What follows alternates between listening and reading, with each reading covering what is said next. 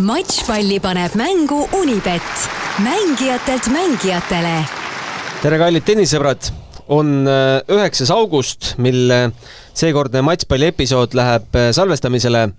Kuna ühtegi suurturniiri parasjagu ei toimu üle maailma, siis annab see võimaluse meile natukene rääkida jälle laiematel teemadel, kutsuda siia võib-olla teistmoodi külalisi, keda me muidu suurturniiri ajal saatesse ei kutsuks. Aga millest täna räägime, kui meil on tegemist tegelikult ju Aneti järgse ajastu esimese saatega. Kui keegi siin arvas, et Eesti tennis hakkab vaikselt välja surema, siis ma arvan, et tänased külalised julgevad vastu väita, et Eesti tennisel on veel tulevikku küll ja veel. Mina jätkuvalt saatejuht Gunnar Leheste ja minu kõrval kaassaatejuht Riho Kallus. Tere, ma tahaks kohe saadet alustada sind parandades, et käivad Masters turniirid nii Torontos kui Montrealis, aga kui need sõnjaks suurturniirid ei ole, siis... Suurturniirid on ikka 4 tükki. Okei, selge. Need on väiksed turniirid. Aga esimene külaline Mart Laiali isa... läks sassi. Mark Laiali isa Mart. Tere. Sarnased nimed. Ja Markus Mölderi isa Kaimar. Tervist. Teeme selle kõigepealt selgeks, kus poisid ise on? Mark on akadeemias. Prantsusmaal akadeemias. Teeb veel trenni enne US Openit. Markus jõudis just arvanud laagrisse ja läheb treeneriga Jürgeniga treeniks, et selles mõttes ta on Tallinnas ja teeb trenni.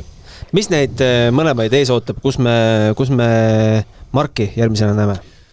No suure tõenäosusega US Openi kvalis, et ta täna on küll veel joone all, ehk et alternateside 3, aga kuluaarides sahistatakse, et kes tippmängidest ei tule, et nii et ta juba peaks peale liikuma kvalisse. No suht kindlalt vist Riho liigub peale. Jaa, ma just eile Margiga suhtlesin ja rääkisin Margi ja treeningpartner ja sõber Aleksei Popirin mainis talle jah, et seal on kolm mängijat, kes on, üks oli siis Čilić, Marin Čilić oli Pusta ja keegi oli veel, Reili Opelka, jah, kes praegu on vigastatud, ei mängi ja praegu on nii-öelda tabelis sees, nii et suure tõenäosusega ikkagi Marki me New Yorgis näeme. Markust? No kindlasti on ta peal US Openi eelsel Kanada turniiril ja kui siis nüüd samamoodi, ma ei teadnud seda, aga tuleb välja, et ta on ka veel alterneedis ja natukene on veel võib-olla pusimist seal ja vaadata, et kes siis saab, et noortes on tabel väiksem, aga ma ikkagi loodan, et ta on seal peal ja et plaan on nüüd vähemalt need 2 turniiri siis nüüd peale hetkel käivad treeningsessiooni nagu ära teha. No seda, et Mark ja Markus on Eesti meestetennise ühed lootust andvamad talendid hetkel, me teame, aga kus see kõik alguses on saanud? Teil endal ju teadaolevalt tennise tausta ei ole. Mart, sina sõitsid krossitsikliga Pariis-Dakari rallil ja Nõukogude Liidus, aga kus see tennisereket sinu teadvusse jõudis? Kui päris aus olla, siis ma olen isegi tenniselaagris käinud, kui ma olin mingi 7 või 8 aastane Viljandis. Aga see oli minu ainus, ma võib-olla 6 aega enne seda käisin paar korda toksimas ja siis kohe kutsuti laagrisse, nii et nagu lõhna ma olen nuusutanud ja isegi mingi võistluse mängisin seal, sain 0 mõlemad mängud, ma ei mäleta isegi, kelle vastu ma mängisin. Ja tennisepisik on kindlasti emalt Margile, et ema mängis juuniorina ka tennist, nii et ta tema saab mängust väga hästi aru. Mina olen nüüd hakanud aru saama siit kõrvalt vaadates enda aastate jooksul. Aga Mart, aga räägi kohe saate algusest ära, et kui suur see tüli võis olla? Sinu süda on ju motorratta seljas ja ma tean, et Mark ju sõitis ka ju motokrossi noorest peast, et kas teil kodus olid kõvad vaidlused, et kas jääb tsikkel või tuleb tennisereket?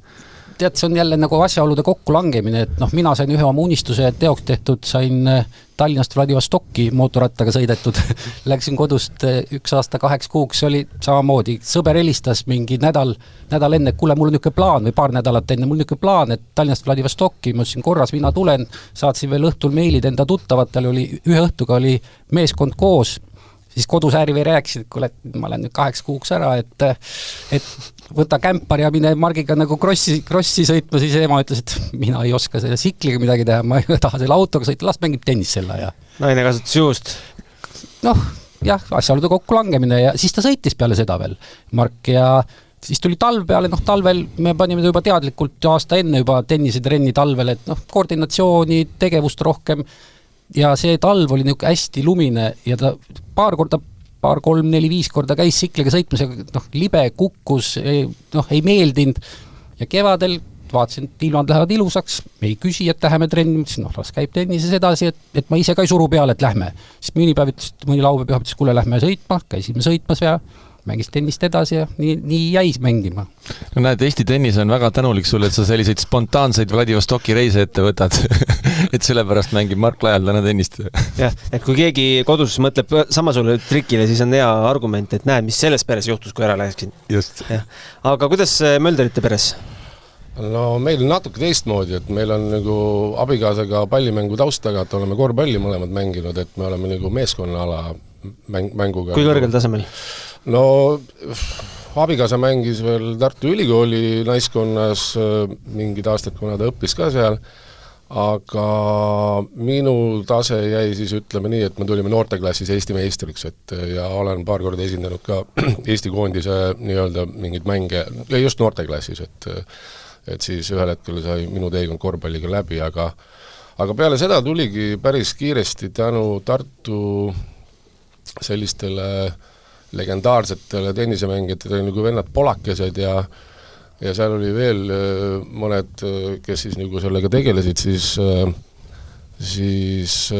mina hakkasin ka harrastama ja mina harrastasin ikkagi mitmeid aastaid enne oma abikaasat ja siis ühel hetkel hakkas ka abikaasa harrastama ja siis, kui Markus sündis, siis tegelikult oli ka juba Martin Karis teinud oma esimesed noortegrupid ja Tähtvere hall oli valmis saanud, et tegelikult see oli nagu selline nagu suhteliselt loogiline nagu mõttekäik vähemalt meile, et paneme poisi tennist mängima. Ma arvan, et Markus oli 3,5-aastane, kui ta esimest korda võttis selle kõige pisema tennisereketi kätte ja hakkas seda svampalli toksima, et pigem võib öelda küll niimoodi, et ma arvan, et Markus mäletab enda tennisest nagu kogu elu on tema mänginud tennist. No enne kui me edasi lähme, siis anname võib-olla aimu ka, millest me täna räägime. Me räägime tennise lapsevanemaks olemisest ja lapse nüüd, ma ei taha nüüd öelda, et päris teravasse tippu viimisest, ma arvan, et see päris planeeritud teil ei olnud, et vaid see ikkagi kujunes välja, aga Riho, aita mul meenutada, kes meil veel on lapsevanematest siin toolidel istunud? Kindlasti Rain Saar. Kas Tiit Nuudi äkki on? Ei ole käinud, jah. Rauno Kulliga meil oli videoühendus. Jah, ühe korra oleme Rauno Kulliga rääkinud, aga ega väga palju nagu, Rauno Kull on pigem tennisetreener ka, ta küll on, jah, laps mängib ka tennist, aga ega niimoodi lapsevanematega vist peale Rain Saare ma isegi ei mäleta. Jah, aga öelge mõlemad, kas kui te nüüd tagasi vaatate nüüd esimestesse treenidesse, kas tundub nagu üllatuslik ka, et te olete hetkel sellises punktis, nagu te olete, teie pojad? Ega alguses kindlasti seda ei mõtlenud või ei mõelnud, aga nagu Margil kõik asjad tulevad hästi välja, ükskõik mis spordiala ta teeb või mängib, et tennis hakkas ka kohe tal hästi välja tulema, et kõik läks nagu loogilist rada pidi, et algul siin Eestis ja siis väljapoole ja tema sattus kuidagi selle aja peale, kus nagu need noorte meistrivõistlused lõpetati ära, et ei olnud enam meistrivõistlused, olid lihtsalt mingi pallimängud nagu 10-aastastele, et päris palju oli nagu algul nagu sellist nagu vaatasid, et nagu pannakse, noori ei taheta nagu pallimängude juurde viia, et minu arvamus ikkagi on siiamaani, et ikkagi nendel väikestel peaks ka olema meistrivõistlused, mitte siis nagu karika või mis. Riho, sina kindlasti töötasid veel tennisiliidus, miks te kaotasite ära? See on selline lõputu vaidlus, millest on hästi palju räägitud, et seal on nagu see mündi teine pool on just see, et ei taheta võib-olla mingis vanuses liiga palju veel tiitleid ja karikaid jagada lastele, et seal on võib-olla see teema, mil ma arvan, et treenerite kogus on see kogu aeg laua peal olnud, et ta on olnud nii ja ta on olnud naa läbi aegade, aga jah, ma arvan, et see on see argument olnud tõenäoliselt.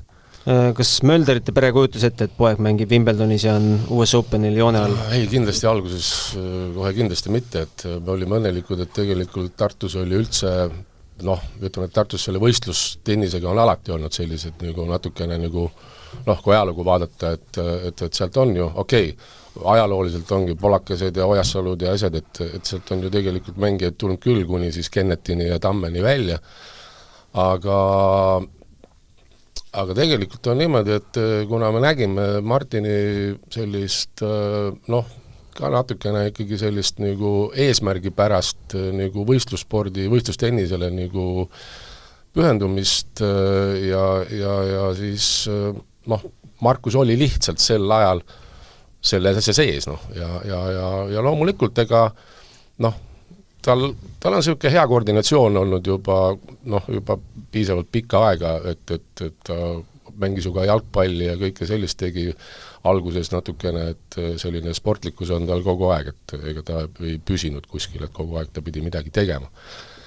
Ja sellest siis tegelikult kaasa arvatud juba need laste, mis see on, et lapsed 9-10, et ega ta ju nendel võistlustel mängis kaasa ja juba päris sellest nagu oma vanuseklassist alates on nad siis oma klubikaaslase ja konkurendi Oliver Ojakäruga on nad nagu kogu aeg täiendanud üksteist, et sealt ilmselt ja ma arvan ka, et see treeningmetoodika, see, et meil need võimalused Tartus nagu tekkisid ja on, et hiljem Veeriku hallis, et need nagu määrasid väga palju ära selle, et tegelikult see trenn oli juba suhteliselt algusest peale selline ikkagi tõsiselt võetav tegevus, et see ei olnud nagu sellepärast, et käime ja vaatame ja natukene proovime. Kui vana Markus oli, kui läks esimesse trenni? Ei ma räägin, see oli 3,5 aastane, kui ta esimest korda läks sinna nii-öelda pisikeste laste võimlemisrühma nii-öelda, et kus siis Martini tolleaegne elukaaslane tegelikult tegi nagu kõige noorematele seal lihtsalt, eks nad seal jooksid ja mängisid muid asju, et see tennisest nagu oli asi kaugel. Et lihtsalt loomulikult said proovida ka svampalli lüüa ja reket oli käes ja kuidagi kohe algusest peale nagu sellised liigutused ja tegevused ja pall kui selline on Markuse nii-öelda võlusõna läbi aegade olnud, et teda on nagu päris raske olnud nagu muude alade juures hoida, kus palli ei ole, et see pall on nagu üks niisugune nagu võtmesõna võib-olla selles mõttes ja eks siis mõtlen, et ühel hetkel siis sai sellest võistlussport nagu ka tema jaoks nagu teadlik võistlussport, et ta tahab kaugele jõuda, tahab Eestis ja välismaal hästi esineda, siis tulid Tennis Europe'i mängud, siis tulid ja niimoodi riburada pidi, ehk siis tegelikult ma arvan, et Markuse enda teaduses võib-olla selline, et tahaks tipptennisesse jõuda, võib-olla oligi 12, 13, 14 aastase poisina, kus ta siis tegelikult ütles, et oi, et ega ma tegelikult tahaks proovida. Et ja me hakkasime käima, et see on nagu päris huvitav, et me istume siin Mardiga praegu kõrvuti, selles mõttes, et meie esimene kohtumine Mardi ja Margiga ja Merliniga siis oli Ameerikas, et ka nemad käisid talviti seal ja meie läksime ka nagu nii-öelda puhkus ja siis ütleme mingi lasteturniir või mingisugune selline nagu väike kombinatsioon, et siis me esimest korda minu arust kohtusime PGA Nationali golfiväljakut juures, kus siis on ka väga korralik tenniseklubi ja selline esimene mälestus minul on nagu nende perekonnast ja siis hiljem loomulikult, täna võib öelda, et Mark ja Markus loomulikult ei ole nagu üheealised, et 2 aastat on vahet, aga päeva lõpuks on nad, Markus ja Mark väga head sõbrad, suhtlevad, on ka trenni teinud koos, minu teada võistelnud koos ei ole, mina ei mäleta ühtegi võistlusmängu, isegi ka noorte, ikkagi nad ei kattunud väga, ütleme. Ja siis juba, kui Mark pani juba siit nii-öelda tolmujalgadelt pühkis, et siis ma arvan, et see matš võib pigem kuskil 3-4 aasta pärast olla huvitavam. Elu näitab, täna kindlasti ma arvan, Markusel oleks see väga-väga kõva pähkel mängida Margiga, ma arvan, et ta tahaks, ta kindlasti tahaks, talle need väljakutsed on elu aeg meeldinud, et mängida eriti just endast kõvemate nagu tüüpidega. No minult alatasa küsitakse, kui noorte tennisistide peale jutt läinud, et kui vana Mark ja kui vana Markus on, olgu see siis ka selge, et Markus on 18 ja Mark on 20. Ma alati vastan, et Mark on mingi, ma ei tea, mina arvan 18, et minu mälestustes jääb ta alati 18-ndaks selliseks uustulnukaks. Aga kui vana Mark oli, kui reketi pihku võttis? Ma arvan 6. Alles? Jah. Jah, 6, ma arvan, jah, sest 7, jah, 6 aastasel. Et tegelikult ei pea olema sündides reket käes, et kindlasti mitte. Mis te ütleksite, mis see ülempiir on? 9 on hilja või? kui sa tahad tippu jõuda, siis on hilja, minu arvamus. Noh, neid näiteid ilmselt on maailma tennises ka, kus tegelikult võib-olla on lihtsalt olnud selline... Sa pead sportlik olema. Sa pead hästi sportlik olema. Ehk siis see taust ja algus peab sul olema kindlasti selline, et sul koordinatsioonid, asjad, et sul on juba sellised asjad välja arenenud ja siis sa võtad nagu, et ehk siis nagu öeldakse, need üldspordialad, mingid kergejõustikud, jalgpallid, võib-olla, noh, ütleme, et üleüldine kehaline tegevus, väljas jooksmine, käimine, puuotsas turnimine, et see on nagu väga määrava tähtsusega sellest, et see koordinatsioon sul oleks lõpuks nagu õige, et sa saad nagu pühenduda ja nagu anda nagu maksimumsooritust, ütleme, sellel siis välja valitud spordialal hiljem, et nii see minu arvates paraku on. Millised lapsevanemad te olete? Ma olen kuulanud või lugenud Roger Federeri ema intervjuud, kes ütles, et nemad mõlemad isaga panid lapse trenni, ise käis seal, ise läks, treenerid toimetasid, nemad üldse ei torkinud. Aeg-ajalt küsisid, kuidas läheb. Siis samas, kes on lugenud Šarapova raamatut, siis isa võttis ju käe kõrvale, osteti viimaste kopikate eest USA lennukipilet ja võttis kratis kinni, et vaadake, siin on minu talent ja tegeles temaga elu lõpuni välja.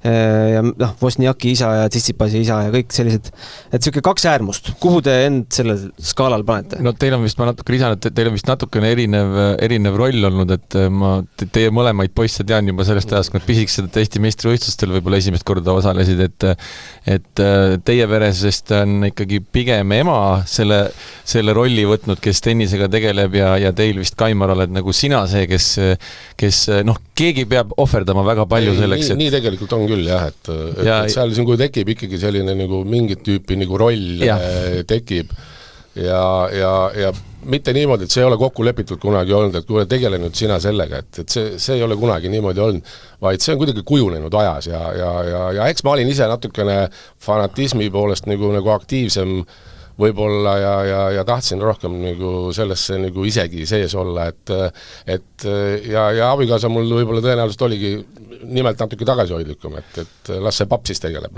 Võib-olla jah, kui Gunnari küsimuse juurde tagasi tulla, ma lihtsalt tahtsin lisada seda, et see on nagu lõputu jutt tennises on alati, et juunioride tennis ei saa eksisteerida ilma lapsevanemata ja siis on seal see treeneri teema, et ja liiga palju koos lapsevanemaga ka ei saa eksisteerida, et see, kuidas teie olete selle kuidagi tasakaalu leidnud või kuidas teie peredes see on olnud? Jah, see ongi seal vahepeal nagu, et viid ainult lapse trenni, lähed minema või siis jah, see teine äärmus, kus sa oled ainult väljaku kõrval ja karjud, et meie oleme kindlasti seal vahepeal. Et kindlasti sa käid kaasas, vaatad, seesamagi jah, USA-ski, kui sai käidud juuniorite turniirid, Little Mood ja Orange Bowlid, et seal on treener kaasas, ise oled seal väljakute kõrval, näed ka seda treeningprotsessi kõik, sa näed, mina veel eriti, ma näen nagu teda praegugi käid vaatamas paari kuu tagant, 3 kuu tagant näed, kuidas Mark mängib, siis sa näed kohe, kuidas on edasi arenenud jälle mingid asjad ja mismoodi, et see on protsess. Kuhu skaalal? No meie pere ja ütleme niimoodi, et tegelikult ega selleks tennise lapse vanemaks peab hakkama ka õppima, et meie perekonnas mul küll tütar ka natuke mängis ja suviti mängis tennist, tütar on siis 10 aastat Markusest vanem ja aga temas ei olnud kunagi sellist soovi, et tema tahaks nagu tennises nagu võistlema hakata, et kuidagi ja nii ta läks, et ta nagu selle mängu põhitõed õppis selgeks ja minu arust mängib siiamaani, vaikselt nagu teeb lihtsalt mingite sõbrannade ja tuttavatega mängivad ja et see on tore, et tal on vähemalt see tennisliigutus on sees ja sa nagu näed, et ta nagu teab, mida ta teeb seal väljakul. Aga Markusega on nii, et loomulikult ma olen näinud küll neid nii-öelda eks isegi on tehtud vigu nagu lapsega võib-olla ütleme nii, et kui laps kaotas ja siis sa liiga kiiresti ise reageerisid alguses üle ja tagantjärele tahaks kõige eest andeks paluda, aga me olime kõik ise õppisime selleks samaks nagu tennise lapsevanemaks olemist ja eriti karm ongi ta minu arust lapse eas, sellepärast et seal nagu lapsevanemad üritavad liiga palju sekkuda, et täna me oleme kindlasti Markuse ja Margiga ja nagu nende vanematena jõudnud nagu sellesse staadiumisse, kus me tegelikult usaldame neid inimesi, kes on nende selja taga ja ise üritamegi olla pealtvaatajad, et nii palju, kui siis vähegi on võimalust vaadata, siis et mina ka olen suhteliselt vähe Markust mängimas, sest ta ikkagi väga palju käib ikka üksi või siis treeneriga käivad võistlustel viimati võib-olla käisingi kaasas seal, ma isegi ei mäleta, sai mõnel võistlusel olla võib-olla Läti-Leetu sõites, sai olla nagu autojuhi ametis ja kaasa mindud, aga tegelikult sellist nagu teadlikku enam, et ma nüüd planeerin, et ma lähen ja olen, et pigem seda on nagu vähemaks jäänud, eks ma muidugi tahan näha ja minu viimane kogemus oli väga ilus, oli vaadata Markust Eesti meistrivõistlustel mängimas. Olid tribüünil finaalil? Olin, jah. Kui suur verstapost see Eesti meistrivõistlused Markuse jaoks ikkagi oli? Ta ise selles ühes väikses miniküsitluses ütles niimoodi, et tema plaanid oli ikka Euroopa meistrivõistlustel väga hästi mängida, aga kuna tal seal esimeses ringis ikkagi, sellise loosiga, kas veab ei vea, et oli hästi tasavägine 2 kiire lõppmänguga setti, ta küll kaotas selle tugevale sakslasele ja tennises ju on lihtne, et üks lahkub väljakult ikkagi kaotajana ja seekord oli see Markus, aga siis ta sai wildcardi ja ta tuli kiiresti ja mina kas järgmine või ülejärgmine päev pidi ta alustama juba Eesti meistrivõistlustega, et ja loomulikult, ega ma ei oskagi öelda seda, et kui suur üllatus või mitte üllatus nüüd see nagu oli, et loomulikult ma teadsin, et ta läheb võitlema ja andma endast kõike, et siin ei ole üldse küsimustki. Mark pole veel saanud Eesti meistrite tiitlile võidelda? Ei tunne perepuudust? Ei, on küll. On või? Finaalis? Finaalis ja ta mängis eelmisel aastal Kristjan Tammega. Ikka muidugi, eelmine aasta olid finaalis vahel, ja. Aga nüüd tundub, et mõnda aastat ei satu siia poole? No see Eestikad on selles mõttes nagu, et on traditsioon, et on liivaväljakutel, aga suvel kõik on kõvadel ja nüüd tulla üheks võistluseks siia liiva peale ei ole kõige parem mõte, et ja see aasta oli tal vaja punkte saada, pidi olema jah, et saaks US Openile, mis oli siis nagu selle aasta Slammile oligi eesmärk, et Slammile peale saada, et sellepärast on see Estikat, kindlasti ta tahab siia tulla ja ta on nagu ise nagu väga tulemas. Aga jah, kuidagi sobitada seda siia vahel on väga raske. Jah, ma olen alati seda nagu palju küsitakse, et näeb, miks ei osale Eesti meistrivõistlus, mõtlesin, me peaks nagu väga õnnelikud olema, kui meil on neid mängijaid, kes ei saa osaleda ja kellel ei ole ka nagu väga mõtet osaleda Eesti meistrivõistlustel, et siis järelikult on keegi seal üleval pool ja kõrgemal, nii et see on ainult nagu Eesti tennisele nagu ülimalt hea. Aga üks asi võib-olla, mis meil jäi võib-olla kuulajale märkamata, et me 4 aastat tagasi viimati siis mängis Grand Slamil meestennisist Jürgen Zopp ja nüüd on siis Mark Laiali kord, et Jürgen Zopp on ju Markus Möldri treener. Mõnus ring on meil. Jah, siuke mõnus ring, jah, just täpselt. Kuidas te jõudsid üldse Zoppini ja kui rahul te olete olnud siiamaani? Jumal, lühidalt öeldes oli vist nii, et me mängisime 1 aasta, aga siis tuli see COVID peale, aga et me olime nagu Hollandi akadeemias, Van Hulsti akadeemias ja see oli iseenesest äge ja hea aeg seal. Markusega tegeles ka selline tennise endine tippmängija nagu Zheng Schalken ja andis näpunäiteid talle ja Markusele see periood nagu meeldis, aga siis COVIDiga oligi nii, et kuna me olime nagu seal ennast nagu kirja pannud ja siis tekkisid need igasugused piirangud nii võistlemisele, sõitmisega kui ka üldse reisimisega ja muidugi teine asi oli see ka, et Markus küll hakkas juba vist 15 esimesi lennureisi ise tegema ja sinna Hollandisse käis ta ka ise, et tegelikult selles mõttes 15 aastane tohib ise veel teatud lennukompaniidega saab jah, et Air Baltic oli üks nendest, kellega sai 15-aastaselt ise minna ja siis tema nagu tegelikult enamus korrad me vist 1 kord käisime nii-öelda abikaasaga seal külas ja tutvusime siis nende treeningtingimuste ja saime siis rääkida treeneritega. Aga Markus on, muidu oli kogu aeg seal nagu iseseisvalt.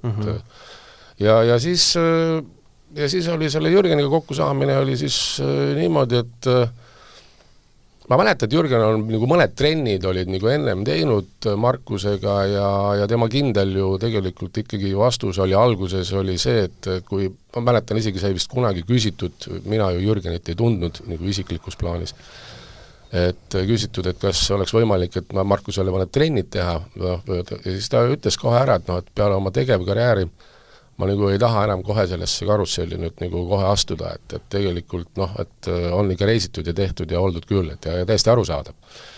Aga meie värk oligi siis täpselt niimoodi, et vaadata, et mis siis on võimalused nii-öelda veel nagu Eestis treenimiseks. Üks oli meil selge, et tegelikult me vajame individuaalsemat lähenemist, see ei saa olla enam grupitreening kuskil kellegiga koos. Aga Välismaal akadeemias oli grupitreeninga? Ei olnud, ka seal oli ikkagi okei, loomulikult seal oli päevi, kus sul tegelikult ongi siis 2 ja 3 võib-olla ja nagu teadlikult tehtud nagu selline asi, aga ikkagi individuaalne oli seal ka pigem põhiline, et talle sparringuna olid seal mingid Hollandi VTA naisterahvad ja ma tõesti ei tea, kellega kõik seal nagu treener nagu suutis neid teha, neid nii-öelda sparre ja treeninguid ja siis ka muidugi kohalikud omavanused või natuke vanemad Hollandi poisid, et selles suhtes nagu seal nagu materjali nagu oli. Aga siis jõudsime selleni niimoodi, et oli siis, täna võib öelda aasta tagasi kevadel, ühel hetkel vaatan, et mulle helistab Jürgen Sopp ja siis Jürgen ütles, et ta oleks nõus Markuse treeneriks hakkama. Ja mis oli meile väga suur üllatus. Ise võttis ühendust, et nüüd... Ise võttis ühendust, jah, et ma olen nõus Markusega. Neil olid, ma räägin, mingi trennid all, tal ei olnud Markus võõras poiss, et Markusega ta oli juba teinud, ma arvan, 3-4 trenni, aga mitte selles perspektiivis, et ma nüüd hakkan treeneriks, aga siis... meie täna võib öelda, et õnneliku juhuse läbi ja me tahtsime proovida, et missugused, paljud ütlesid, et okei, et mis riski sa võtad, et kas tegu on treeneriga või siis, et kuidas on see, et endine tippmängija treenib ja need on alati sellised, kuidas öelda, jutuained, kui läheb hästi, siis järelikult oli õige otsus, kui läheb halvasti, siis järelikult sa ei teinud kõige õigemat otsust ja sellist nagu hindamist on väga palju, aga selge on see, et kui ma nüüd räägin oma poja seisukohast, siis tema igatses, et tal on oma treener. Et ta tõesti igatses, et kes on minu jaoks kogu aeg olemas. Ja selle ta sai ja eks nad on tublid olnud, ütleme niimoodi, et mina ei näe nende igapäevatööd, kuna mina põhimõtteliselt igapäevaselt ikkagi rohkem elan nagu Lõuna-Eestis, Tartus, aga Markus elab juba siis nagu juba Tallinnas siis nagu kõik see aeg ja nad pusivad ja teevad ja treenivad, et ma ütlen, et võib-olla Eesti meistrivõistluste, ütleme, selline südikas mäng, mida ta nagu näitas ja väga ilusaid nagu sooritusi, mis siis rahvale ka nagu pani plaksutama, et ma arvan, et see ongi see, millega nad on väga palju kõvasti vaeva nende tööd teinud. Mart, Kaimar korra rääkis siin ka nendest rasketest hetkedest ja nendest momentidest just eriti, kui on need lapsed on nooremad ja võib-olla ise elad üle mingit kaotust ja lähed oma last seal võib-olla korrigeerima ja ütlema, mida sina arvad ja kuidas oleks pidanud ja nii edasi, aga kõrvalt vaadates teie perelugu, kõik tundub kuidagi nii ilus ja kõik tundub kuidagi, et nagu, aga räägi nendest raskustest ka ja see Eestist äraminek, on teil selliseid momente ka olnud, mis on nagu väga keerulised olnud? Minul on siia veel see, et millal te saite aru, et tuleb Eestist ära minna? Tegelikult see oli nagu ette planeeritud, et kui sa mingi ajal näed, et kui ta see 11-selt võitis selle Little Mo ära juba ja nägid, et ta ise tahab ja võimalused on siis juba, tead seda, et kui ta on mingis vanuses 15-16 tegelikult, et siis ta peaks kuskil akadeemias olema, teiste omasugustega mängima, sama nagu teiegi otsustasite, et saadame ta kuskile ja ega need otsused on tulnud nagu järjest, aga see on teadlik tegevus olnud. Rasked hetked? Rasked hetki on olnud kindlasti, ja sama see lapsevanemaks olemine ja kõrvalt õppimine, täpselt sama nagu ise oled samamoodi õppinud, et mismoodi, millal sa reageerid, mismoodi reageerid, et ongi, kui oled kaodanud, kõigil on valus, temal on valus, sinul on valus, aga sama see matši analüüs, tee siis mingi tunni 2 pärast, tee õhtul, aga mitte kohe, kui sul veel tead, sa oled veel nagu samamoodi.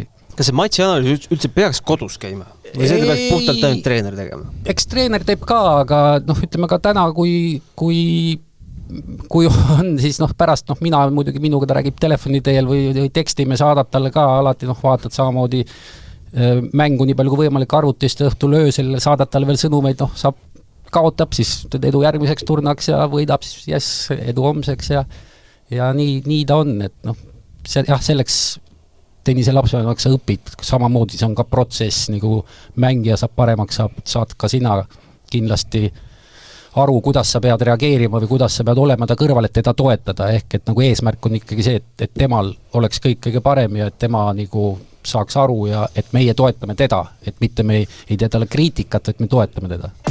Suuremate ja väiksemate võistluste matšpalle vaata Unibet TV-s, kus sind ootab aastas ligimale 100 000 tasuta otseülekannet.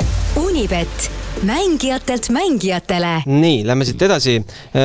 Mina ise olen jalgpalluri lapsevanem, naisjalgpalluri, siuke 9-aastane ja temale ka ei meeldi, kui ma eriti peale kaotatud mängija või kuskilt üldse ütlen, mis minu vaatest võiks olla teisiti või anna rohkem söötu või vaata rohkem vasaku jala peale või aga mis hetkel nagu ära tunda, et üks treener ei tööta, see grupp enam ei tööta, nüüd oleks vaja midagi edasi teha. See on jälle see, et kui sa käis täiesti hands-free, siis sa nagu ei sekku üldse, võib-olla oledki rahul sellega, mis on. Ja võib-olla magad maha midagi. Jah, aga samal ajal, et millal siis nagu sekkuda?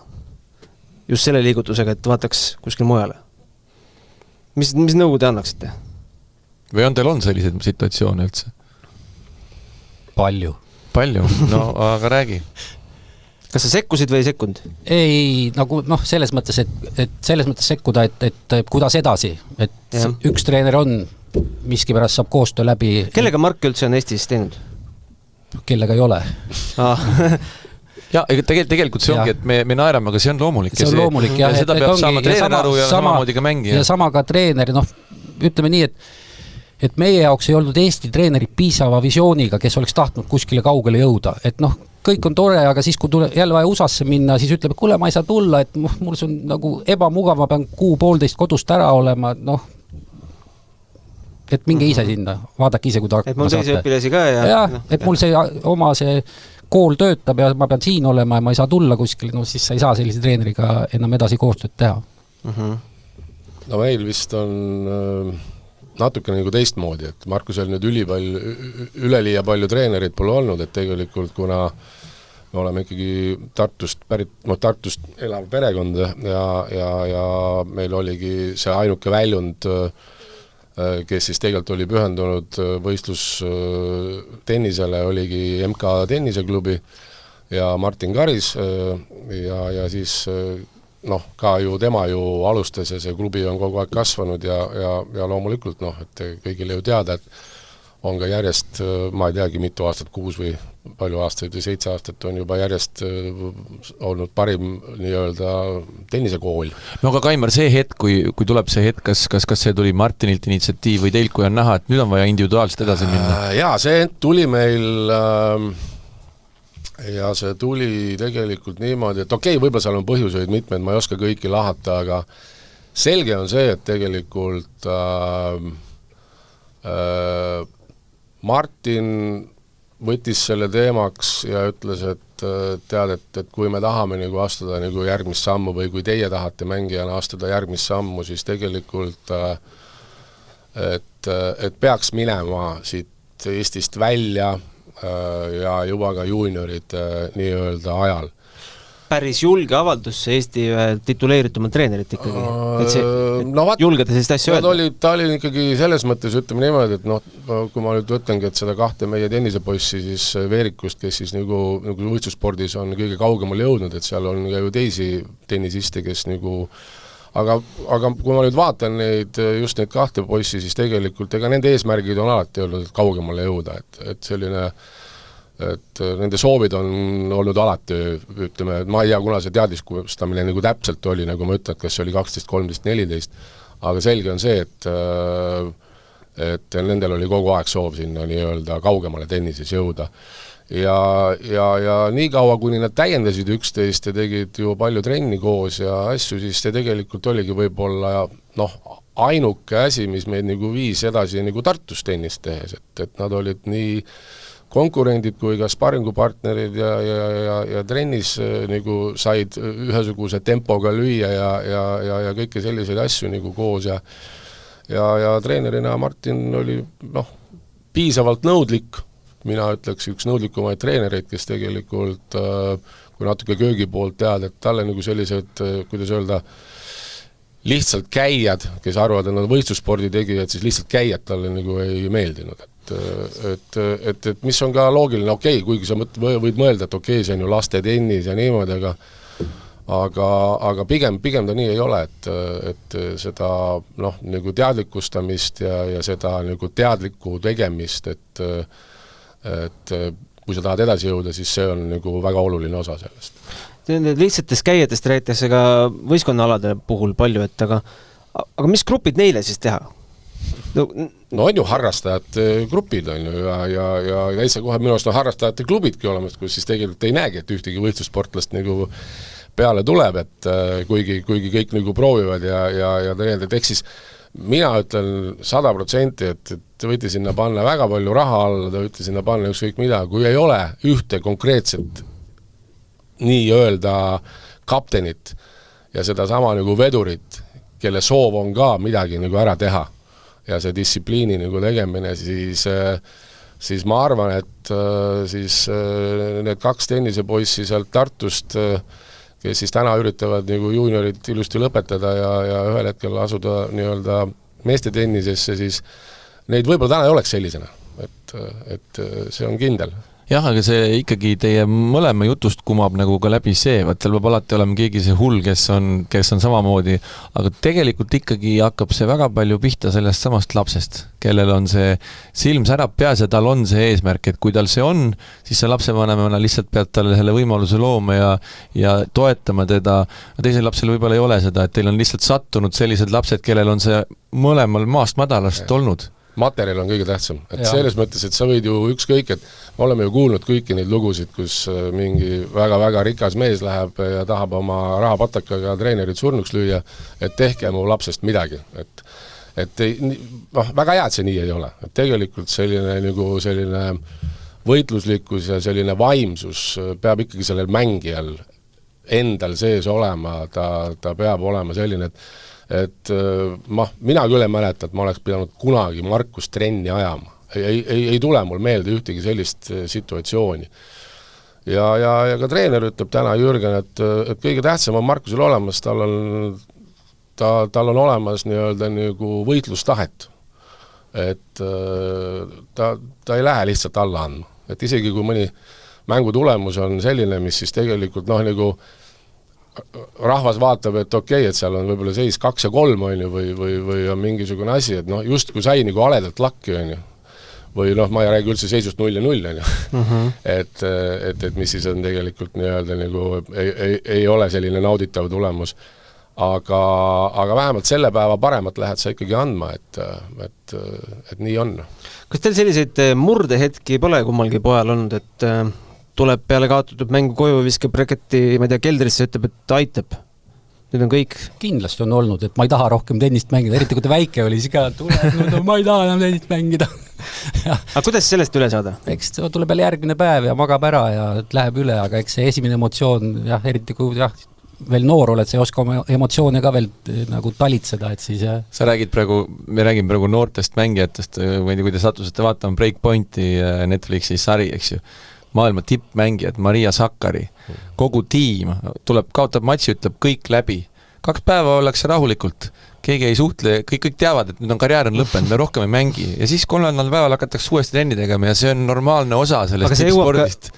Ma tegin lahti sellise huvitava käsiraamatu, nagu see Eesti tennise lastevanemate käsiraamat. Seal on üks selline peatükk, seal on toodud ühe mängija kiri isale, sest ta ei julgenud teda näost hakka öelda, et ta tahab tennisega ära lõpetada. See on kiri, et ma tahan lõpetada, see tegelikult ei meeldi mulle.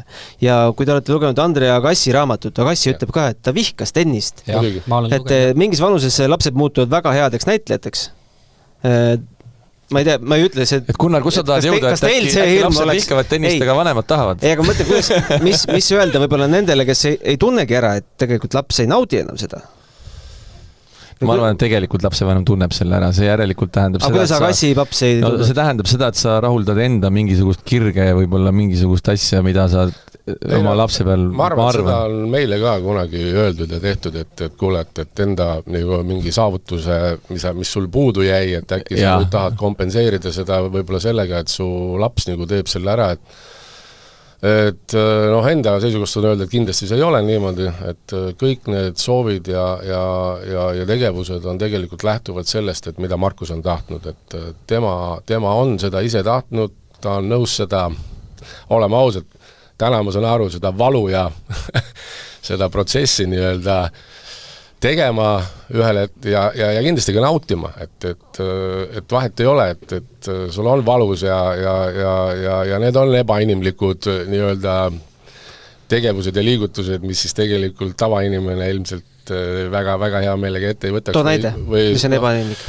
No, oleme ausad, et tegelikult tennis on ju niivõrd füüsiline liikuv, liikumise pealt pead sa sooritama lööke ja täpne olema ja kogu see nii-öelda, et need on ikkagi tegelikult, kui sa tahad seda kiiret palli veel kätte saada, et need on nagu ikkagi viimase pingutuse ja viimase hetkel pealt tehtud asjad, et ma ei usu, et seal on veel nii, et mul oleks veel võib-olla sekund aega olnud, et ei, et seal on tegelikult, sa nagu näed, et seda tehakse nagu viimase pingutuse ja sellise nii-öelda nagu soorituse pealt, et see ma ei hakka tsiteerima siin võib-olla neid tippmängijate isade ja emade ütlused, kes siis ütlevad, et issand jumal, ka nüüd viimasel hetkel just ju Djokovic'i isa võtab sõna, et ta võiks ju jumala eest ära lõpetada, et see on ebainimlik, mida ta teeb, et nii kaua veel on ju. Aga ega küsimus ongi see, et see mängija valik päeva lõpuks, et kui kaua ja kui palju ta on nõus nii-öelda seda rasket tööd tegema. Kuid tegelikult meil üks suur teema puudutamata. Me oleme seda veeretanud, seda juttu, aga tegelikult raha on ikkagi tennises A ja O. Kui... Öelge summad. Ma arvan, et ei tea isegi. Et kui raske see ikkagi on ja mis hetkest läheb raskeks, mis hetkel seda mammonat on vaja kõige rohkem? Jah, ega see on, et mida kaugemale jõuad, mida rohkem teed, seda rohkem läheb, et ega seal muud ei olegi, et nii kui sa hakkad reisima, need reisikulud on tegelikult need, mis siis mängija, treener ja sõidadki mööda maailma ringi, hotellid, söögid, lennupiletid, eriti nüüd lennupiletid, see on nagu haige, mis on tänasel päeval ja ega sealt, kui sa teed siin kodus trenni ja mängid kodus võistlusi, siis on odavam. Mida kaugemal lähed, seda rohkem läheb. Aga sellest vaatest, kui sa tahad trenni panna, siis pigem ära pane, kui tahad raha alles hoida, aga kuidas siis... Oot, kohe hakkab tagasi tulema. Kohe hakkab tagasi tulema. Kaimar ja Marti ootavad, kohe hakkab tulema tagasi suured summad. Me ju näeme kogu aeg, kuidas sa näed, millised auhinnarahad, Torontos saab ka võita miljoni jälle. Kas te mäletate oma esimest sponsori juurde nii-öelda küsima minemist? Kuidas see välja nägi ja kes see oli? No sponsoritega on üldse selline asi, et tegelikult mina arvan, et Markus sai üldse oma esimese toetusraha, võib-olla saigi see, et ta jõudis oma, kuidas öelda, oma mängu tasemega nii-öelda täitis ära A-koondise kriteeriumi ja tegelikult sealt siis nagu juba ette nähtult tekkisid mingisugused summad. Ja mina hakkasin teadlikult nagu sponsoreid otsima, kui sellist asja üldse niimoodi, et täna ta ju on ikkagi selline, kuidas öelda, tutvusringkonna baasil tehtud asjad, et miks täna keegi võiks ju panna, ilus oleks ju, et ja leiduks neid ettevõtteid ja kõiki ja õnneks leidub ka, aga kui ma nagu oma poja seisukohalt võtan, on ju, et okei, et see, et on need ilusad sõnad, lootust andvad ja tennisistid ja asjad, et ta on ikkagi täna veel juuniorides üldse nagu rahast räägitakse vähem ja rahad nagu selles tennises ei liigu sul liiguvad ainult kulurahad seal, et tuluraha sul ju ei ole. Võin öelda, et meeste 200 ka ei liigu veel. Ei, ma tean, jaa, kuule, et ega ma ei ütlegi seda, et nüüd sa lähed meestesse ja kohe hakkavad rahad liikuma.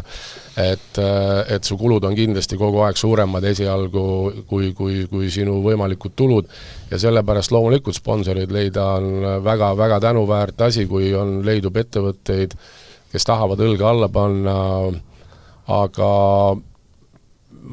ongi nii, et ma piltlikult öeldes võin öelda, et võtad telefoniraamatu või enda telefoni mälu lahti ja vaatad üle, kes ja missugused tuttavad sul selles mõttes nagu jõukamad võib-olla siis ettevõtjad või asjad, et ega see ei ole päris nii, et sa lähed nüüd näiteks, et ma lähen koputan nüüd mingi suur firma ukse peale, mina pole teinud seda veel, et kus mul nagu mingisugust kedagi ei tea, mitte midagi ei tea ja lähen sinna, ütlen, et vabandage, aga äkki tahate toetada, et võib-olla see päev tuleb ja võib-olla Markus annab ise, ma loodan ikkagi pigem nii, et Markus annab ise põhjuse selleks, et keegi nagu on nõus nagu toetama, et päeva lõpuks ju garantiisid seal ei ole. No aga võib-olla nii palju me saame siin ikkagi eetris ära öelda, et võib-olla te mõlemad saate nimetada, kui palju on Margil, kui palju on Markusel sponsoreid täna ja milline on tänase aasta eelarve suurusjärk, millega opereeritakse? No Margil on läbi Tenniseliidu on Tallink ja Capital.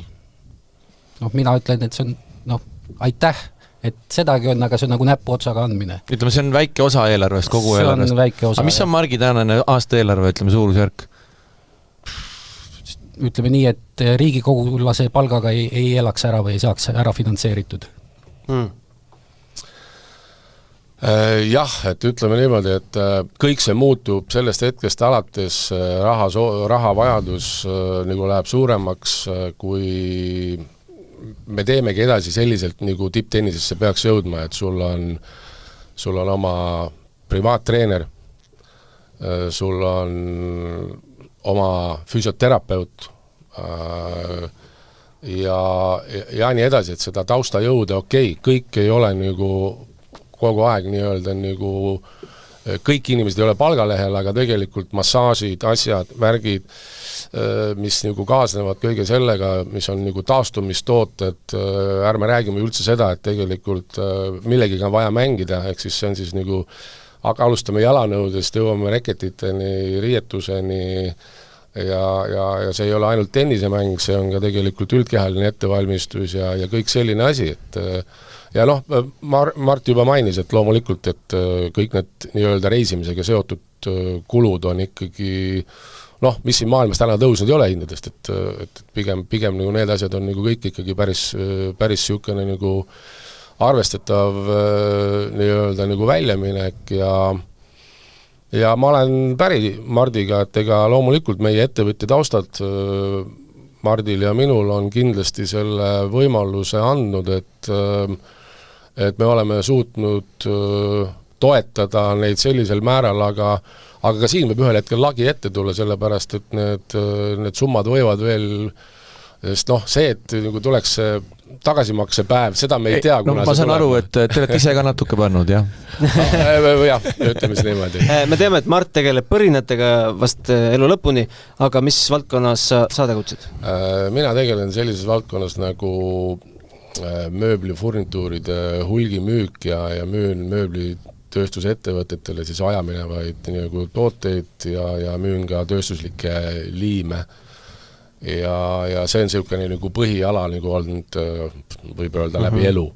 Et ehk siis olen kogu aeg tegelenud ettevõtlusega ja siis ettevõtlus siis ongi aidanud nende võimalusteni, et ma suudan Markust nii-öelda selle ala juures selliselt hoida, et tegelikult kõik see vajalik oleks olemas.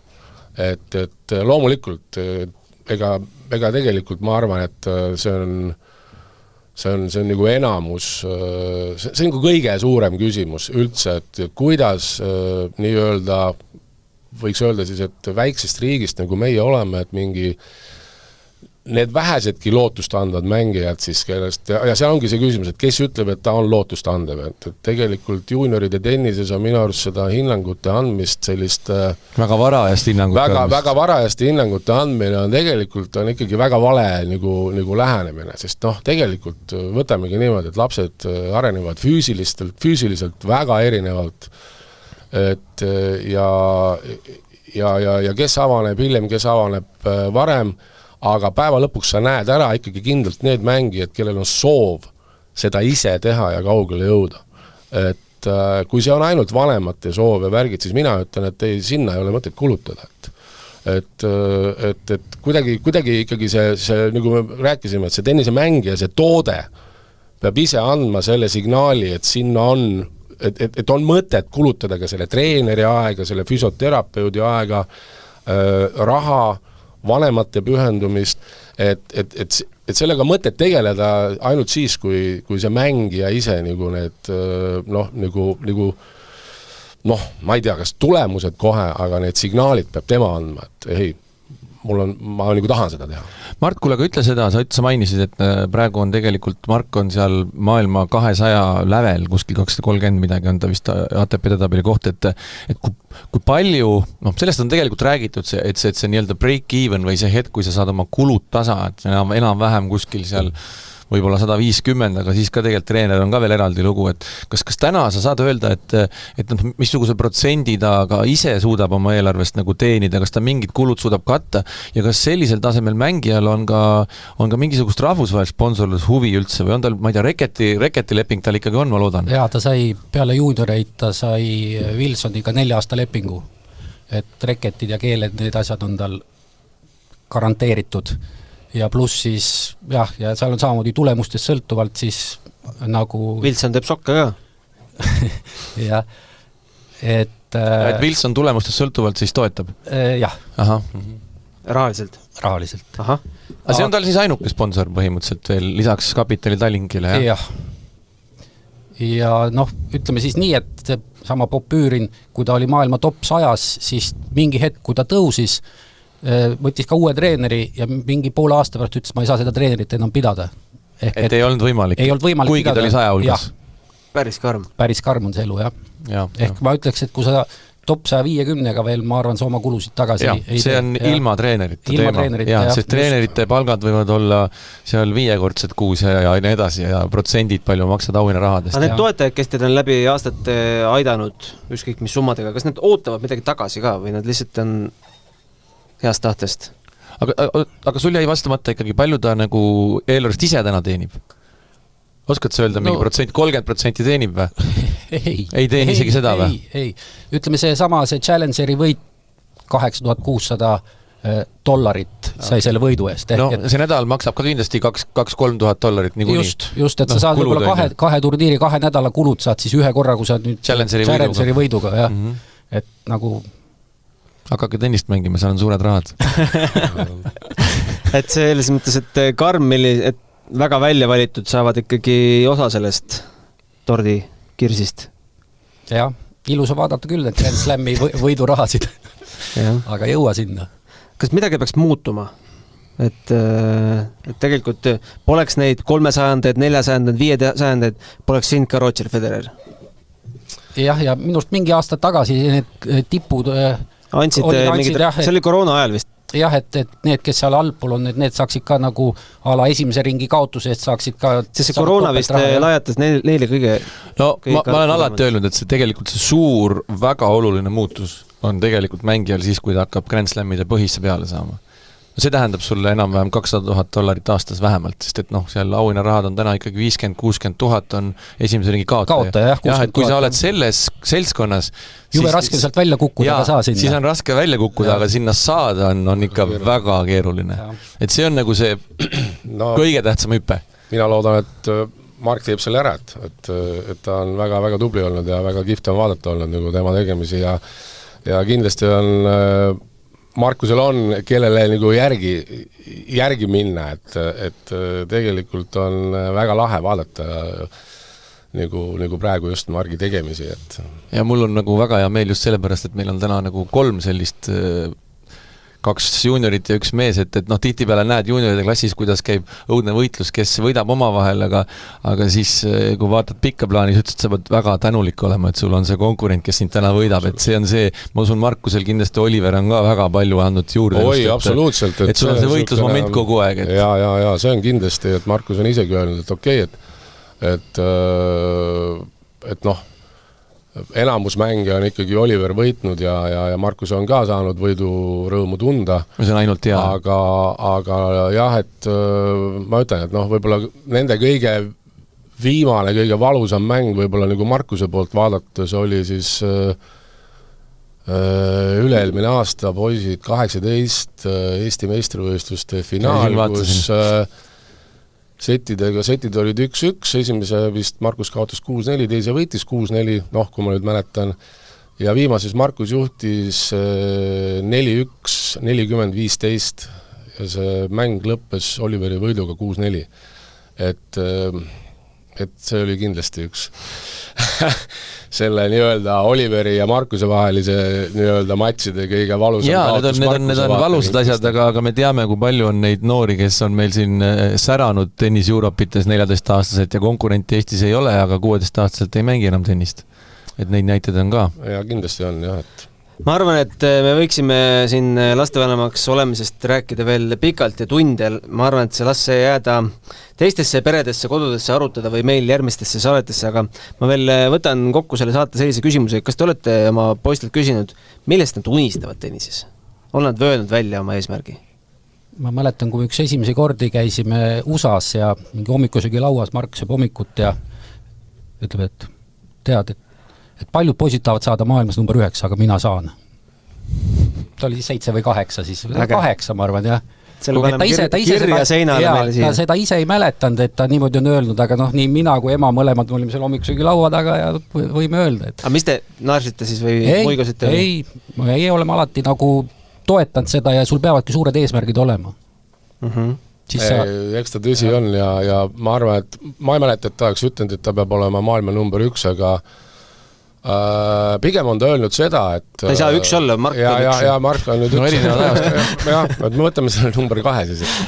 Et ei ole hullu, aga tegelikult Markus on ise välja öelnud seda, et see hinnangute andmine ongi nagu selline nagu tänuväärt nagu tegevus või siis, et kes on talendikest ja kellest tuleb midagi ja huvitav vaadata nagu mingites ringkondades, siis nagu keegi on nagu jube teadlik, et noh, kui su ikkagi kuuled, et sellest ei tule mitte midagi, et ilma asjata panevad siin. Eriti selle Estikate tribüünil on see. Et siit ei tule mitte midagi ja vaata ise, no tal ei ole seda pikkust nii palju ja tal ei ole võib-olla seda nii palju ja kõik on nagu sellised suured nagu hinnanguandjad, aga mulle meeldib nagu Markuse puhul see, et ta ütles niimoodi, et tead, paps, mind eriti ei morjenda, mida teised räägivad, aga mina sinna üles jõuan, et ma sinna tippu jõuan. Et nüüd, mis see tipp on, kindlasti me räägime ikkagi 50 ja 100, see nagu kindel esimene eesmärk, aga et see tipp on ikkagi see, et noh, võiks ju 10 ju jõuda, et aga ta konkreetselt asja pole nagu minu kuuldes välja öelnud, et ma nüüd tahan esimeseks saada. See tõid päris hea, et see teised kõrvalt räägivad. Kas see jõuab sinu kõrvu ka kuidagi?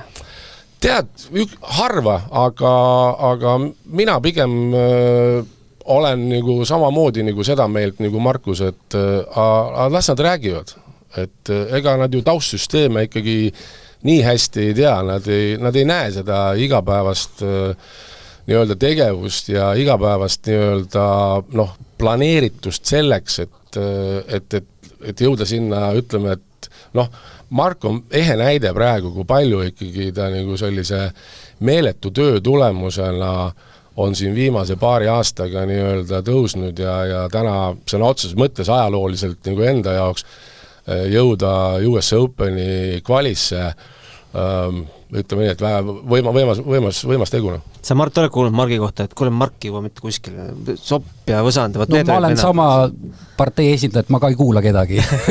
Las koerad auguvad, karavan läheb edasi. See on nagu motiveeriv, las nad auguvad just. Ma arvan, et sellega on hea lõpetada. Minu arust oli vapustav saade taaskord. Et pigem, mida ma tahan öelda lõpuks on see, et tegelikult väikses Eestis, nagu me oleme, et siin just selline võrratu tandem, Kaia küll veel mängib, aga päeva lõpuks me teame, et ega neid aastaid nüüd veel väga pikalt ei ole, või kuid, me ei tea, et kuna see nagu tuleb, aga Tanett ju lõpetas ja et noh, sellise väikse rahvaarvuna, et üldse, et sul on nagu esindatus nii kõrgel sellisel võisteldud spordialal nagu tennis ja kui meil on veel lootus, et see jätkub.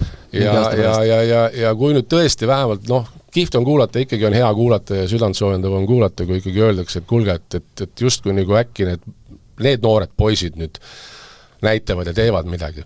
No see on juba iseenesest nagu hea tunne, et edasi minna. Et see, et noh, keegi ütleb, et kuuleta, aga noh, et kui nüüd ei jõua näiteks, et siis justkui oleks jälle nagu mingisugune nagu kuidas öelda, läbikukkumine, et oleme ausad, läbikukkumist ei ole, et juba täna on tegelikult need 3, noh, nii-öelda hetke juunioride ja noh, Margist ma üldse ei räägi, Mark on nagu väga vinged esitused teinud ja pannud verstaposti, ütleme, noortennisistidele päris kõrgeks ikkagi.